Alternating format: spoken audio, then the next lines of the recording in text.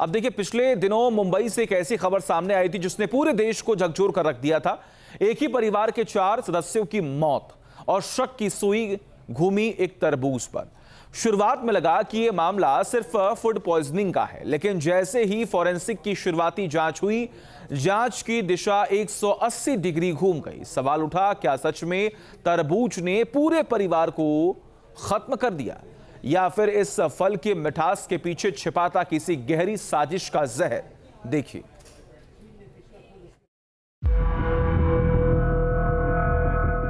क्या मुंबई के परिवार की मौत का जिम्मेदार नहीं है तरबूज? क्या फूड पॉइजनिंग के चलते नहीं हुई थी 4 लोगों की मौत?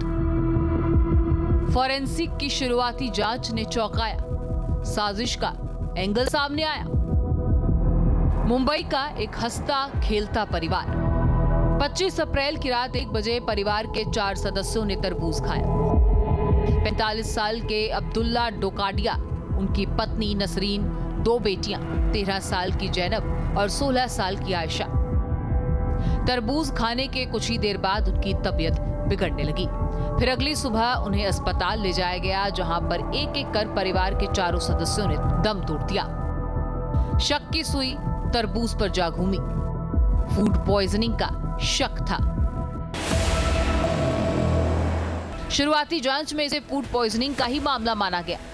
मीडिया और सोशल मीडिया पर तरबूज के जहरीले होने की खबरें आग की तरह फैल गई। लोग तरबूज खरीदने से डरने लगे।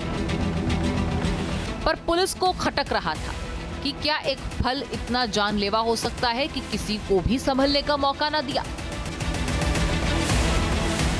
मौत की गुत्थी सुलझाने के लिए जब शवों की शुरुआती फॉरेंसिक जांच की गई, तो सूत्रों के हवाले से आई रिपोर्ट ने सबको चौंका दिया। सूत्रों की माने तो फॉरेंसिक जांच की इस जानकारी में पाया गया कि मृतकों के मस्तिष्क, हृदय और आंतड़ियां हरे पड़ गए थे। आमतौर पर यह फूड पॉइजनिंग का मामला नहीं लगता।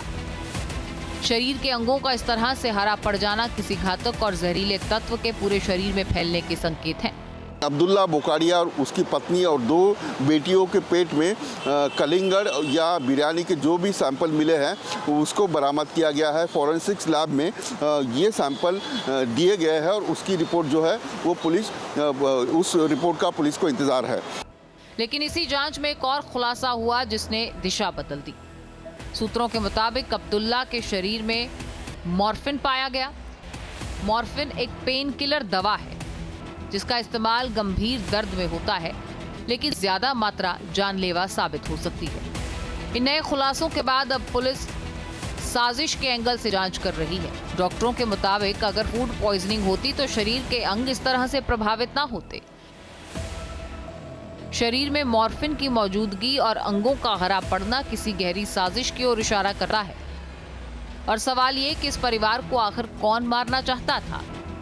अब ये पता चला है कि अब्दुल्ला डोकाडिया एक मामले में अहम गवाह थे। साल 2019 में डीएन नगर पुलिस स्टेशन में एक मामला दर्ज हुआ था। जोगेश्वरी के एक बिल्डर के खिलाफ एक महिला ने धोखाधड़ी की शिकायत दर्ज करवाई थी और उसी मामले में अब्दुल्ला एक अहम गवाह थे। 2019 और 2023 के दरमियान अब्दुल्ला बोकाडिया का यहाँ स्टेटमेंट रिकॉर्ड किया गया था। एक बिल्डर और उसकी पत्नी में 498 का विवाद था। उस विवाद में अब्दुल्ला बोकाडिया ने बिल्डर से पैसे लेकर उस महिला को दिए थे। ऐसा जो मामला है वो डीएन नगर पुलिस थाने में दर्ज किया गया है। बोकाडिया और उसके परिवार को क्या जहर देकर मारा गया या कोई रंजिश थी, इसकी तहकीकात पुलिस कर रही है। लेकिन इस जो डीएन नगर पुलिस थाने में जिस तरीके से मामला दर्ज है, उस मामले से बोकाडिया का कोई संबंध नहीं था, ऐसा सूत्र बता रहे हैं। यानी पुलिस के जो आला अधिकारी है, उच्च अधिकारी है, वो बता रहे कि इस मामले से यानी डीएन नगर में जो मामला है उससे कोई संबंध नहीं है, उसकी जाँच पूरी हो चुकी है। हालांकि अभी तक पुलिस के पास ये पक्का सबूत नहीं है कि उनके और उनके परिवार की हत्या हुई है। राज्य खाद्य एवं औषधि प्रशासन ने कहा है कि अभी तक मौतों और तरबूज के बीच कोई सीधा संबंध भी स्थापित नहीं हुआ।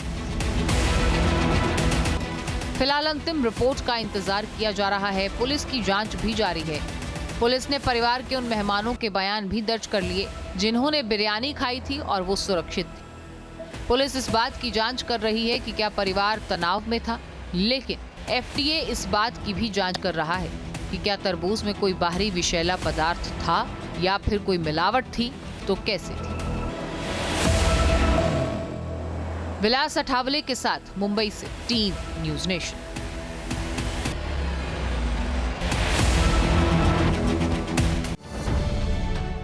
अब से डीडी फ्री डिश की चैनल नंबर 57 पर देखिए न्यूज नेशन।